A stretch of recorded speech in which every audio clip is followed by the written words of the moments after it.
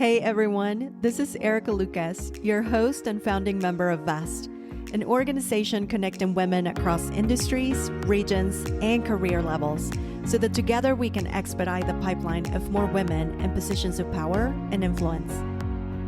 Welcome to another episode of the Vester podcast, where we explore the invisible barriers holding women back in the workplace and share stories of women building power collectively.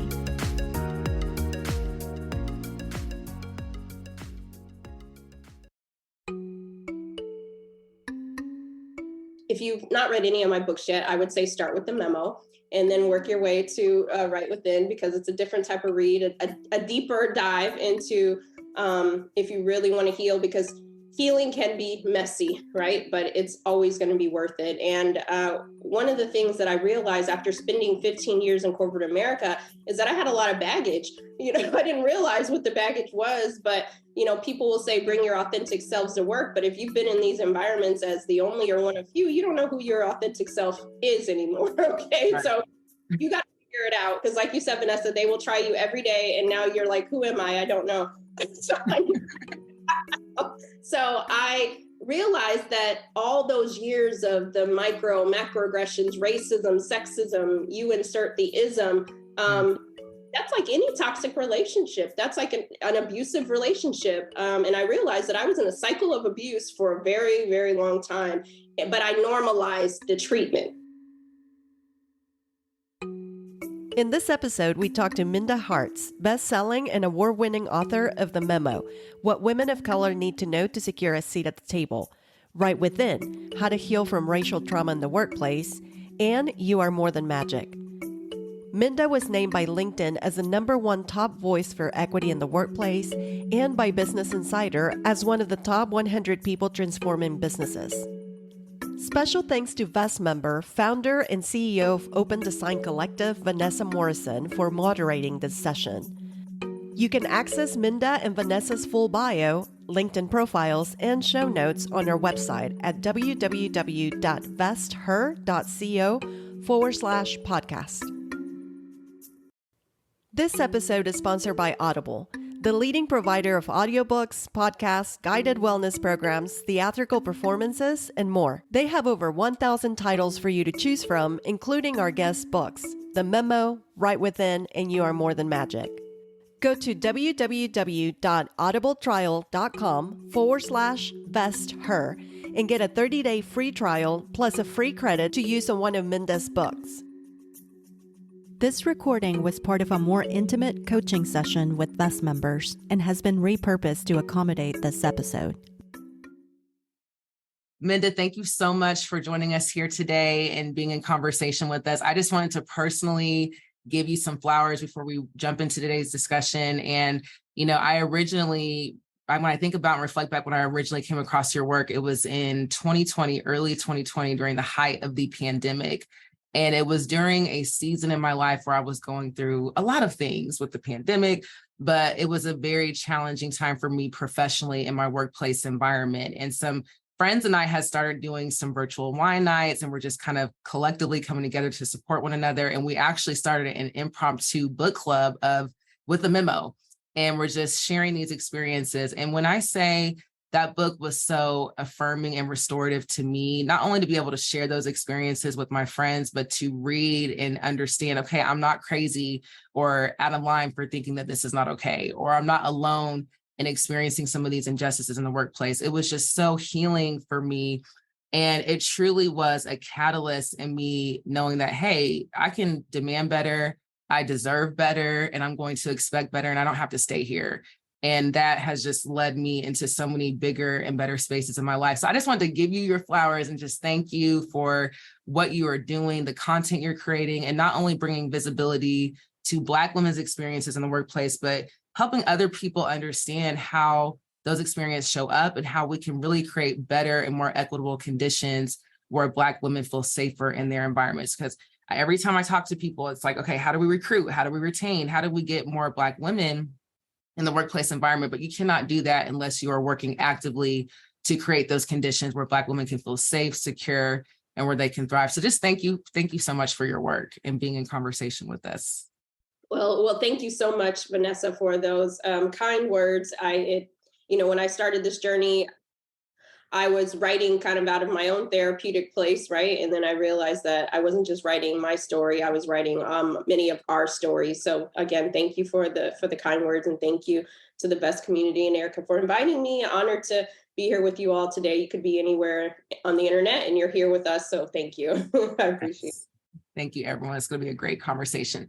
So, Minda, I wanted to start off by asking you what led you to this work. And I know it did take a lot of courage for you to come out, because you're not just, again, speaking about a general community, you're speaking about your own individual experiences that you have lived through and had to navigate throughout your professional trajectory. And so what would you say sort of was the catalyst for you and led you to creating this type of content and being a thought leader in this space about Black women's experiences in the workplace?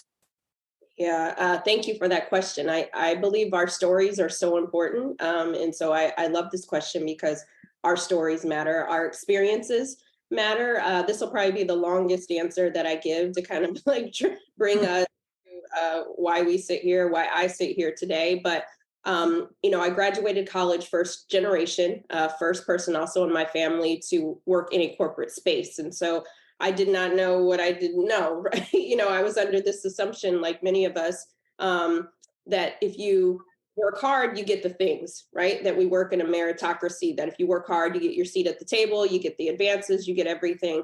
And when I entered into my first corporate role, I was the only woman of color, only Black woman, sometimes the only woman in the space, and out of hundreds of employees. And I was not prepared for what that meant for me. And my first manager, we'll call him Chad for today. Chad, he saw that I had on burnt orange fingernail polish, and he said, "You people love your bright colors." And he joked around for 15 minutes about how Black people like bright colors. And this is my manager, right?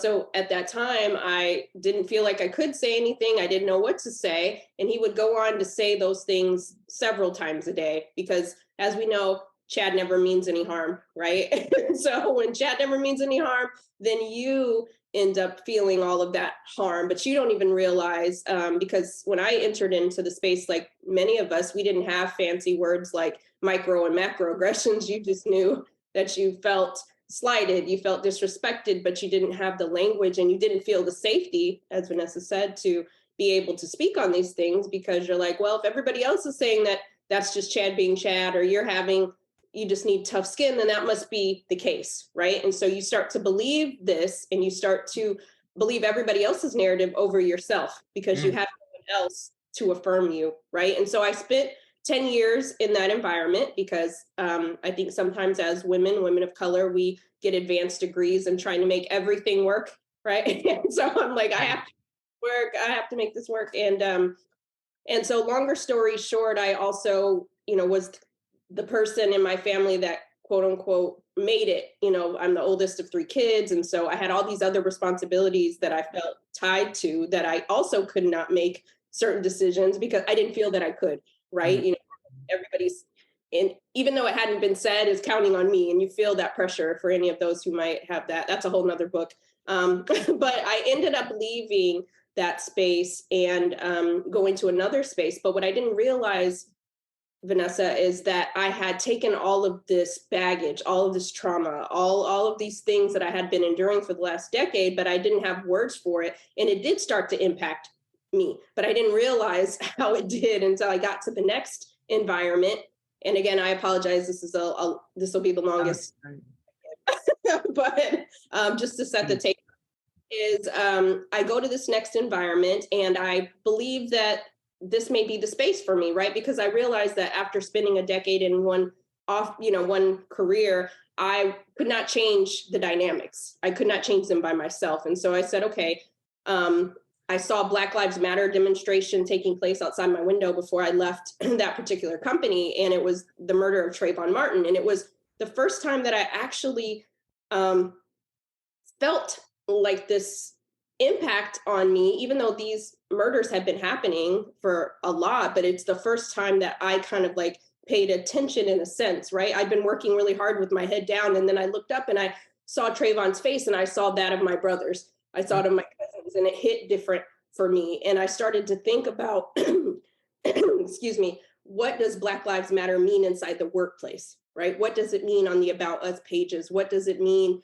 on for advancement? What does it mean for pay equity? And I started to think about those things in a way that I hadn't considered before. But again, at that time, I thought I was waiting on somebody else to save me. I was waiting on somebody to say the thing. I was waiting on somebody else to write the book. So I realized that this space was not for me. I'm barely surviving here, making good money, but I'm barely surviving, right? So I move on to this next place. And they said all the things that my last place didn't say in terms of diversity, equity, and inclusion, belonging. They said all the things. I'm like, well, if they're saying these things, then they must be true, right? And so I go to this new environment, and it was everything but that, right? And I again enter into the space as the only. And so I already knew what that experience was like. So I thought, okay, I already understand how to navigate those politics in some way. But because they're saying these words of diversity, it must be a different environment. If you read the memo right within, it's 100 times worse than what I left.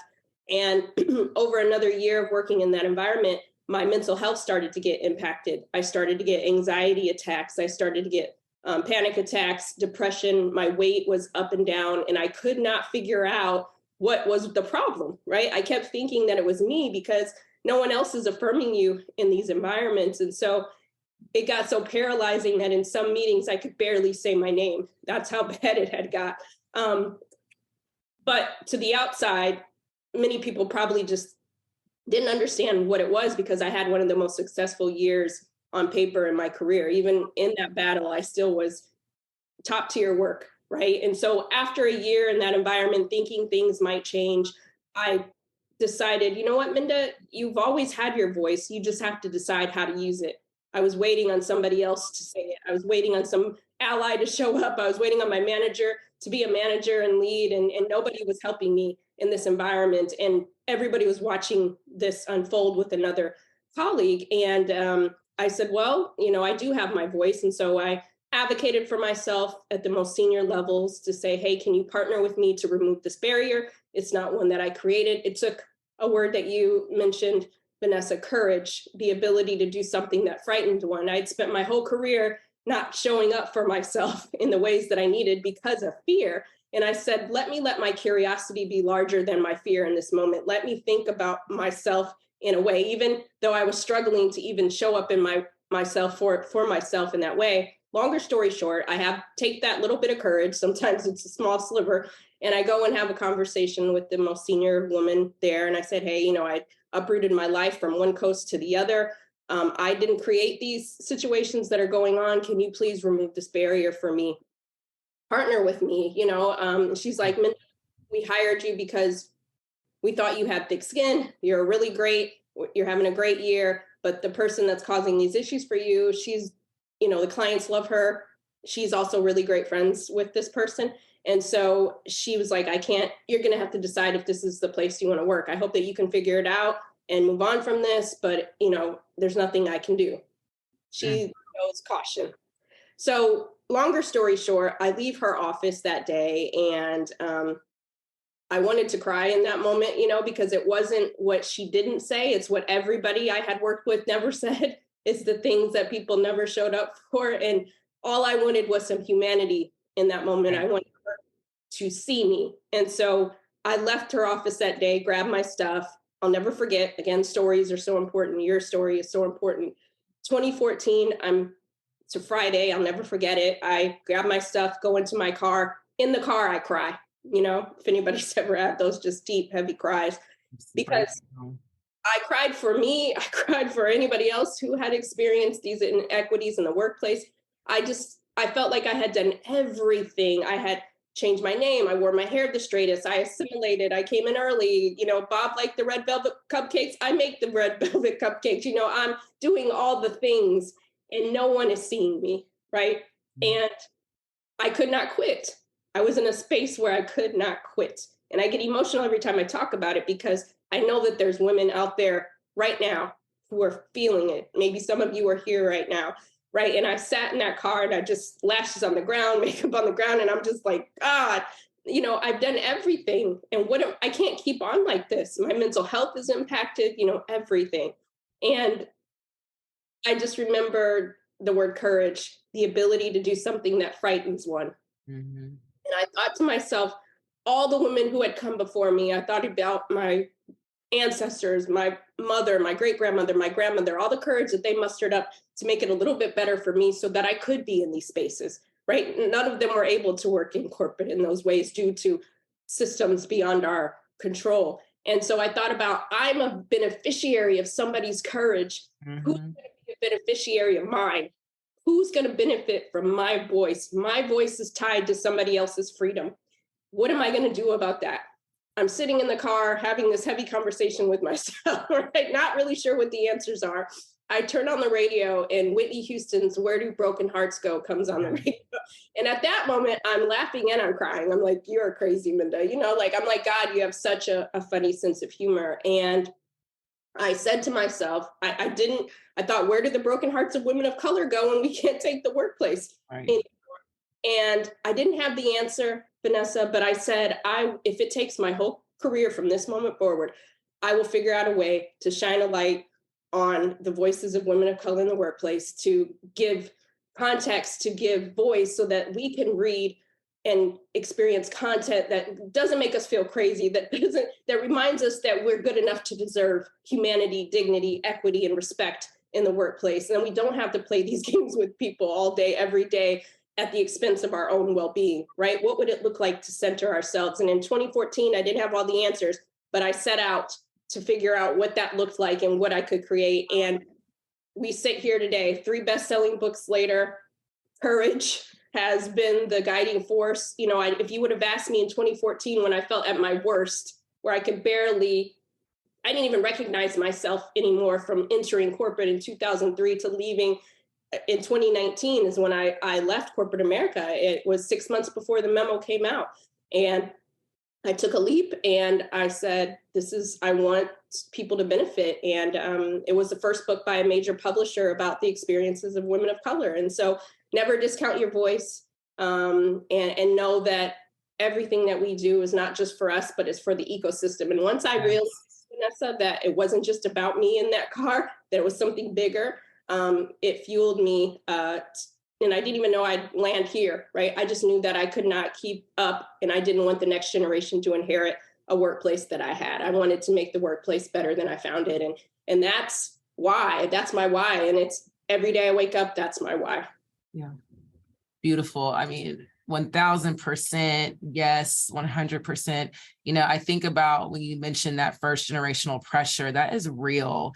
And so you are existing in this space where you're experiencing trauma. You have this pressure as a first generational person to be in this space, to make it for your family. You almost feel guilty or start normalizing the dysfunction and toxicity because you're like, you know what, I made it here. People worked hard for me to be here. I can't let them down. But to your point, I'm just so grateful for what you're doing because you are shifting culture. You are changing the game in a way where women who are coming up now and after us will not have to go through the same experiences and crisis and trauma that we've had to endure. And I'm just so hopeful for that. I know it's incremental, it will take time, but I'm so hopeful for what you're pushing and building for women across the world. So thank you. All right. So we have a copy of your latest book, You Are More Than Magic. And I'd love to hear from your point of view on why this book is so important and what you want your readers to really gain from it. Yeah, thank you for that. For me, I wrote the memo and I thought, because I never, sometimes we end up in spaces where you're not dreaming big enough. You don't even know what's possible for yourself. Right. I write this book, the memo, and then I write right within. And then I thought, wow, we need some of these conversations around what it's like to use our voice, self-advocacy, how to have difficult conversations. We don't need to wait till we get to the workplace to learn how to do these things. Art. Young adults in our lives, right? And I thought about the whole concept of, Black girl magic. And let's be honest, every place that any of us have gotten to our life, it was way more than magic, right? It wasn't luck, it was grit, it was determination, it was hard work, right?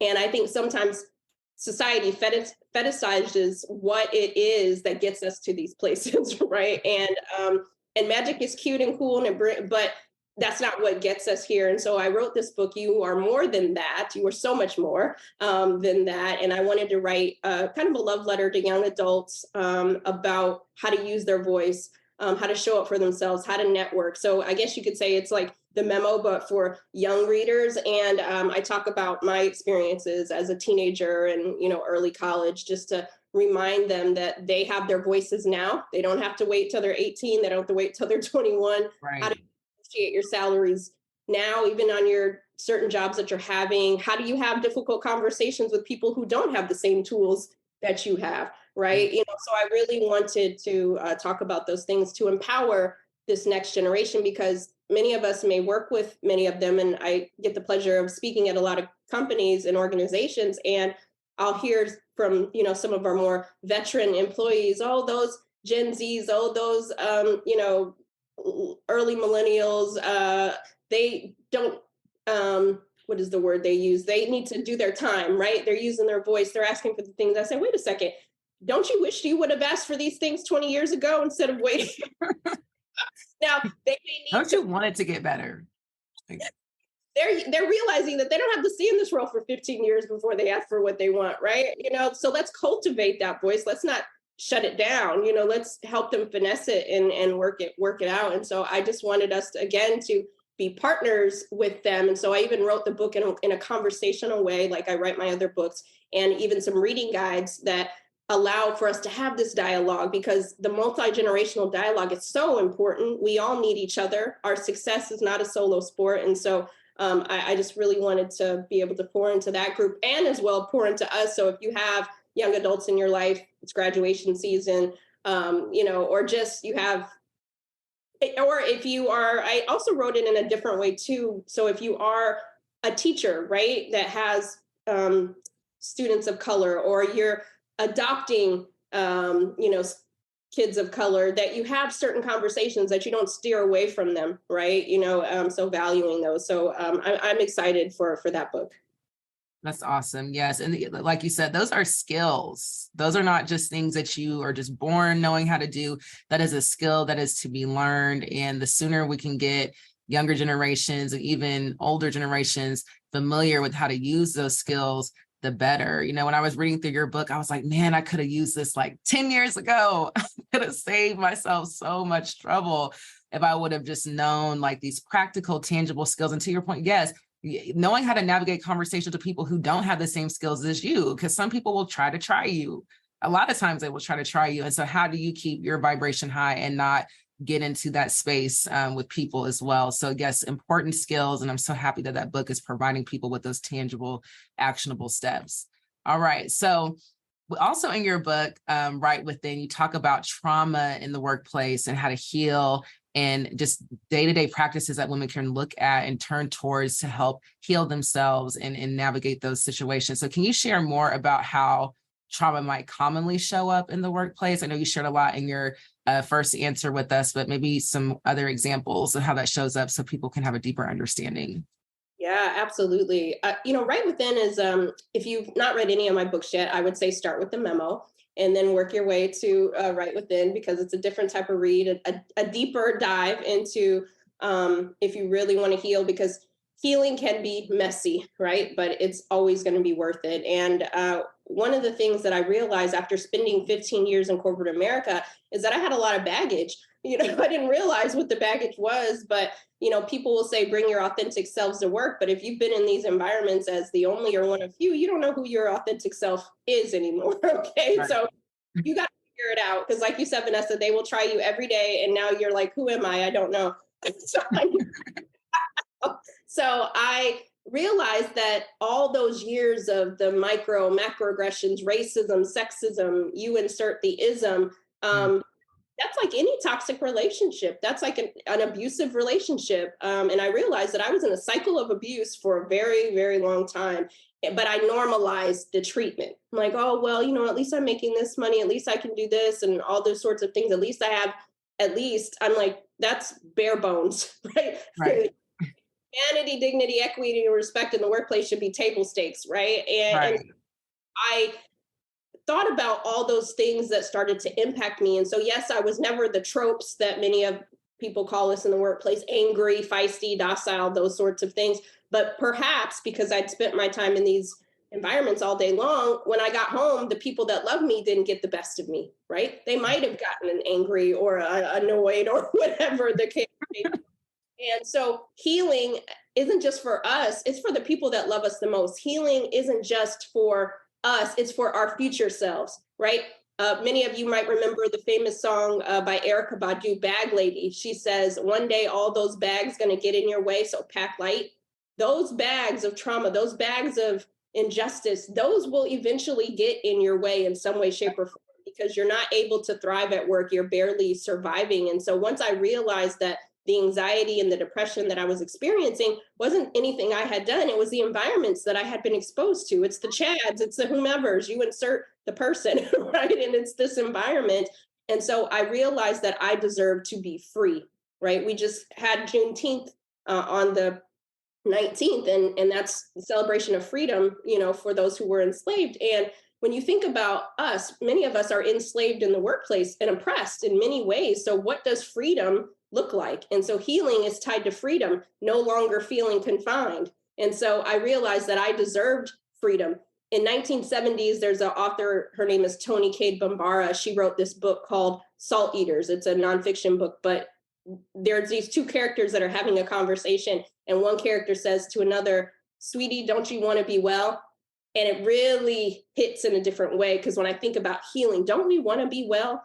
It's not enough to be our authentic self in the workplace, but what about our healthiest self? Because if you're healthy, right, if you're acknowledging things, I spent so much time in the workplace and I never wanted to call it racism, even when I knew it was racism, right? We will even lie to ourselves, homophobia, ageism, whatever it is. We don't want to say it out loud. And I'm like, the last person I want to lie to is myself, so I have to talk about these things. I have to say it. Even if I don't acknowledge it to my manager, I don't acknowledge it to HR, I can't conquer what I'm not willing to confront. And so right within is, how do you win if you ain't right within? I can't control who goes to the unconscious bias trainings. I can't control who reads the books and listens to the podcast, but I can control my healing. I can control my health. And so I just wanted to center what releasing some of those chads in our lives and the cuts that we might have normalized and swept under the rug and saying, sweetie, don't we want to be well? Right.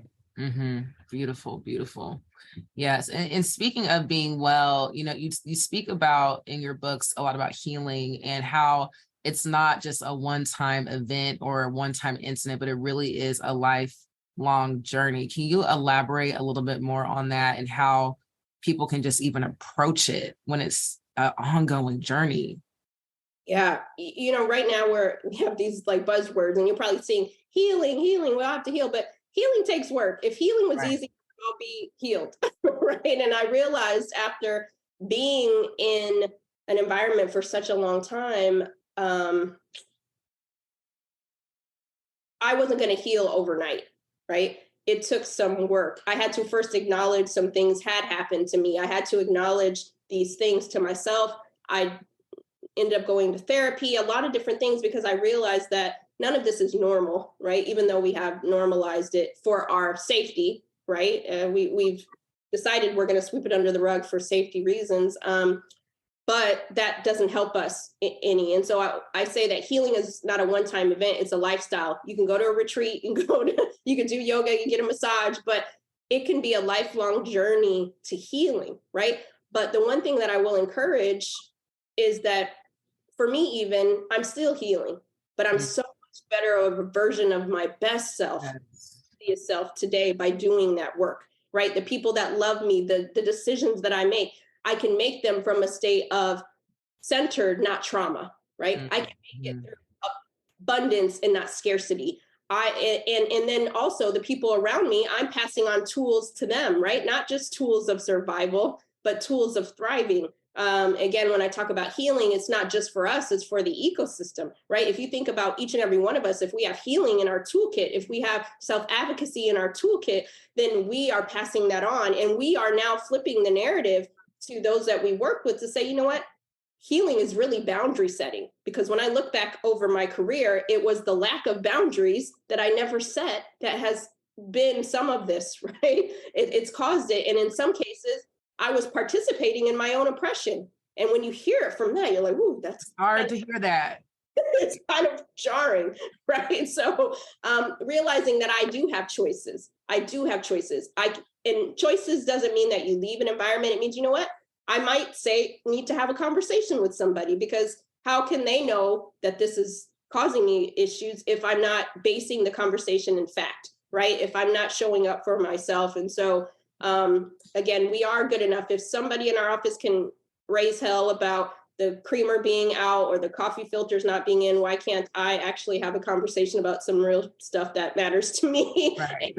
About my humanity. Yeah. So all of that to say is give yourself permission to have those conversations, because we call them courageous conversations, difficult conversations, but the more we have them, they become conversations. They become normalized, right? And so I've learned to say what I mean without saying it mean, right? And also, lastly, part of healing is no longer centering those people who are causing harm. Two things can be true at the same time. Someone may not may be well intentioned and it's still causing harm, right? But oftentimes we center the person, the Chad, I'm using Chad. Oh, he didn't mean any harm. Oh, that's just Chad being Chad. But yet we have no humanity or empathy for the person that's always on the receiving end of that. And so we need to swap that equation. That is not helpful, right? 100%. Yes. Yes.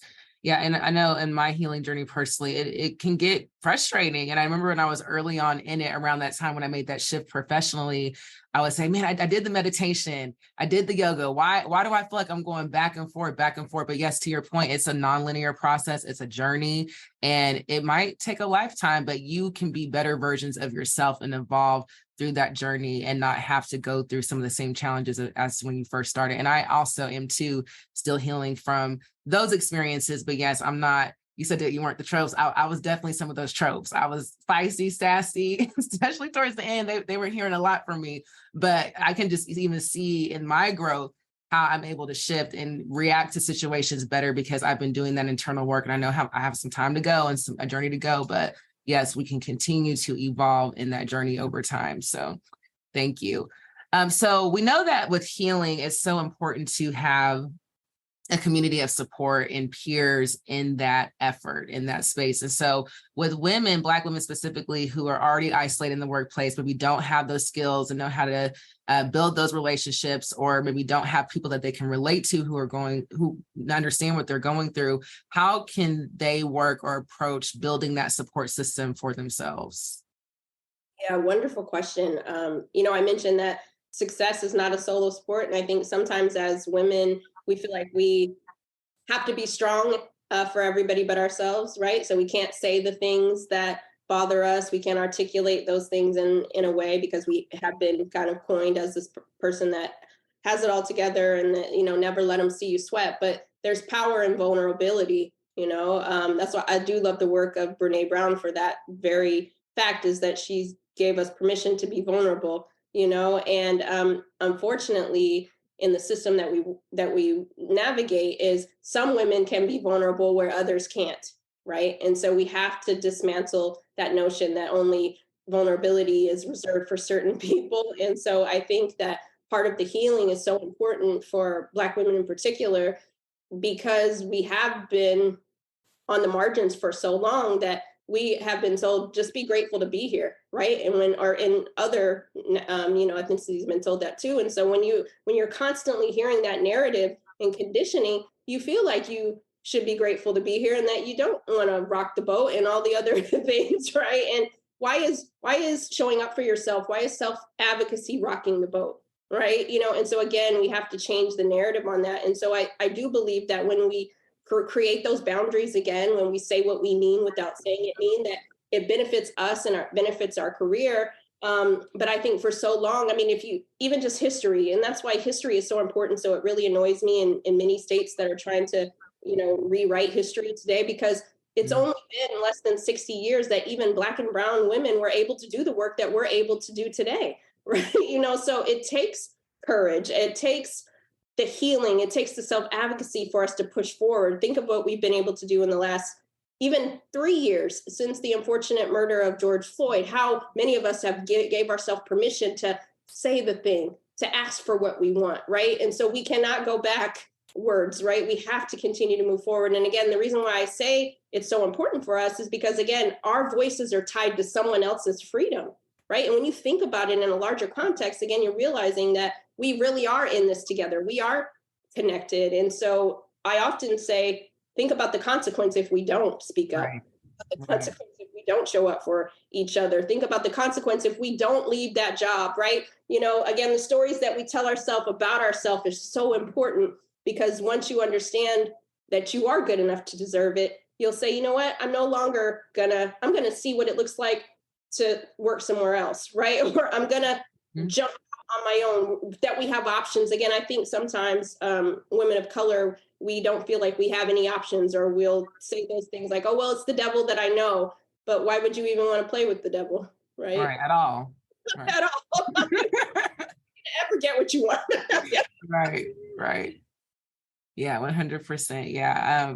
You know, I'll never forget a mentor of mine who's not a Black woman told me once that, you know, you settling is making it harder for the next woman, because if you are top of your career, top of your industry, you're educated, you have all the accolades, and they think they can treat you and play with you like this, they're going to think they can treat the next woman like that, and anybody else that comes after you. So you have an obligation to be participatory in this effort of liberating Black women and demanding better. And that just resonated with me so deeply. Like, yes, we are connected. This is an ecosystem, and what we do tells and teaches people how they can treat all of us. Even though we are not a monolith, we are not all just one individual experience. That's a lot of times how people approach our community. And so when we settle, we're setting a precedent for them to play with other people's lives. And we can't keep doing that. Like you said, we cannot go back. So thank you for that. All right. So we, thinking and reflecting on women and how women can have different experiences at work. And of course, we know that's directly tied to race, ethnicity, sexuality, background, economic status, and more. There's still a lot of people that don't recognize those differences amongst those identities and how those experiences show up in the workplace. And so here at VEST, we work really intentionally to create safe places for all women so we can build more equitable workplaces and build spaces where women can be their authentic selves and show up fully. And so working, building this diverse collective that we have built here, how can we help, or what would be some advice that you would give to help us share those truths, validate each other? And I will say personally, I feel very validated and supported in this group, but just to kind of keep that at the forefront as a priority and keep challenging ourselves to work and advance that effort. How can diverse groups really help each other truth share, validate one another when we all are kind of coming from different communities and different identities?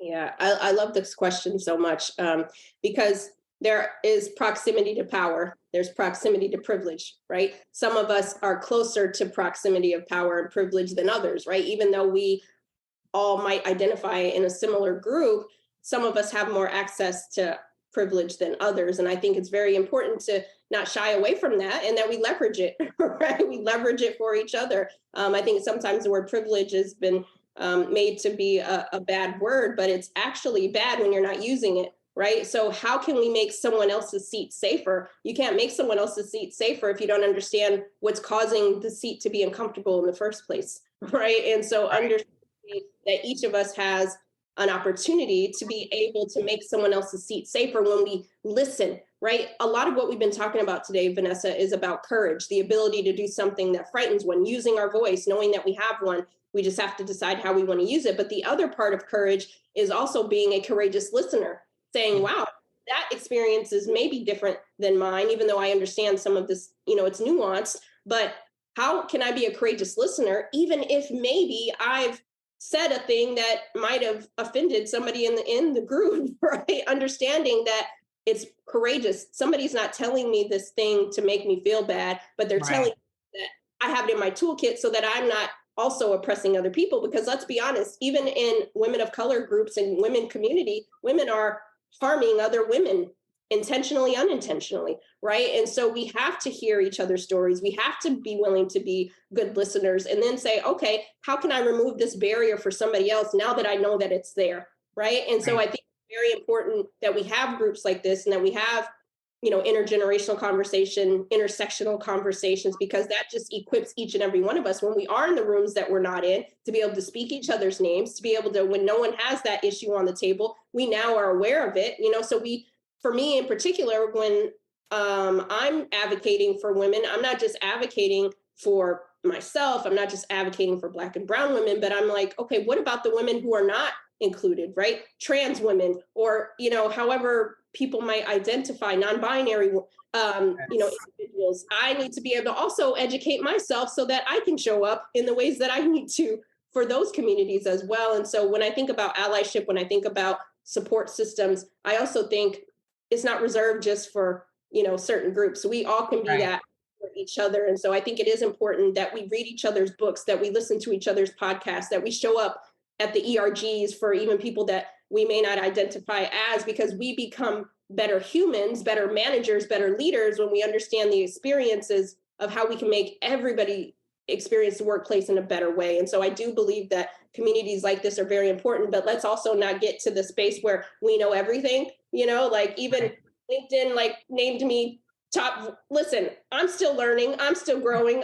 I still make mistakes, right? But I'm also willing to admit when I'm wrong, and I'm willing to dust myself off and try again and continue to read and continue to educate. So I think that we just become better for each other. And I think once we see ourselves in that way, that we can be, I give everybody homework. I am a professor, so I can't help but do this. Right. But what would it look like if we change what the definition of success looks like? We know that the original table was created for nobody here. It was created for no one here, right? So why are we scrounging and pushing and being, vicious for a seat that was never even created for any of us, right? So what does it look like that we redefine success? We disassemble the table, rebuild one that creates more seats, right? And that when we see each other as not this scarcity situation, but it's not musical chairs, that we get to create a table in which we can pull up more seats for each other. And once we see each other as true collaborators, then I think that we will also change the way that those on the outside look at how women interact with each other as well. And so I think we do also have to do some healing in community together so that we can trust each other again, because that is the core, I think, of what all of this work really leads to. A lot of trust has been gone out the window. And so how do we restore that? Yeah, 100%. Yes, being a courageous voice, but also a courageous listener. Just so many gems in your response right there. And yes, we all have proximity to power to some degree. Some of us more marginalized than others, but even me as a Black woman working at the University of Oklahoma, I'm always thinking, okay, I work for a whole institution that has tons of resources. How can I leverage that? How can I support? How can I share? And so listening to one another, understanding those barriers, and being strategic about how we all can flourish and thrive, I think you hit the nail on the head. And yes, it starts with the foundation of trust, which I love how Bess gathers us and convenes us so we can build these really meaningful relationships and connections with one another. So really grateful for that. So kind of want to get into your book that's still in the lab. I know it's still under construction and you're still working on it, but if you could just give maybe a snapshot of what people can expect with your new body of work, we love to hear maybe the Cliff Note version of that. Yes. Again, thank you for having me. It's just been such an honor and a privilege to be in conversation with you, Vanessa, and with everyone here. So I used a word that I just dropped strategically. It just landed really well. But trust is the next book that I'm writing about. And because I don't think we can get to a more equitable workplace without trust. Every person, whether you're a white male, Latin woman, Asian, trans Asian male, or whoever you might identify, 75 years old, you're still in the workplace. Trust has been an issue for all of us. We've been made promises that never seem to come to fruition, all these different things. And so I'm working on Under Construction is my next book, and it's about how we restore trust in a broken workplace. And so, and this book is exciting for me because I had mentioned before we went live that this is my crossover album. I plan to write a broader book because I feel like this issue is an issue that everyone is experiencing right now. And if I can lend my voice to a conversation that's broader, then I feel like it brings us back to the memo. It brings us back to right within. It brings us back to healing and creating a workplace that works for everybody with some trust at the center. thank you so much. We really are grateful for you. And I definitely want to open it up for questions. Yes. Yes. First off, Minda, thank you so much for speaking with us today. I'm incredibly appreciative that you share your time with us. And speaking as someone who has been in the corporate world, and I understand my ableism and my privilege, my question for you is, what are your thoughts on shifting into that 100% full-time entrepreneurship life from that toxic corporate culture, while also giving back and amplifying multiply marginalized voices? So like, how do you divide your priorities to be personally successful, but also share that success with the younger generations carried into the workforce? Because the more that I talk to younger people, the more that I realize, like, there's not a lot of, stuff happening within colleges to prepare people for real life, so to speak.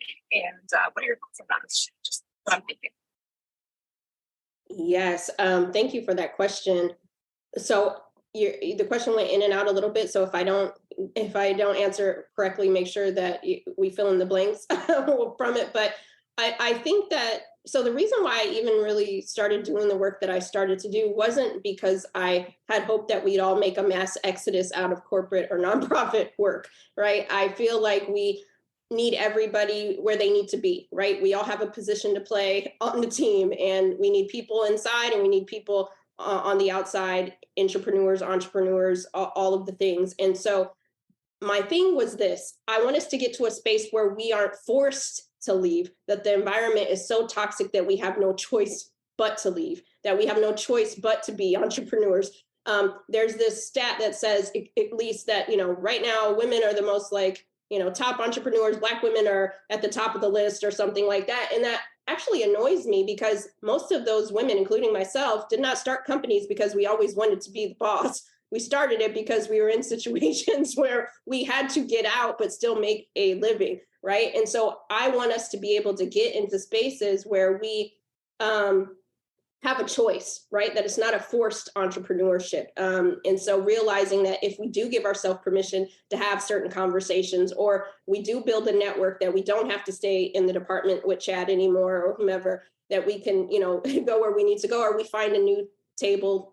And if you want to build your own, that's great. But I think we have to also be willing to have that hard conversation out loud, that it's another type of hard, right? It's another type of thing to build your own. And so even as an entrepreneur since 2019, I've been an entrepreneur since 2015, but I didn't fully become one until 2019.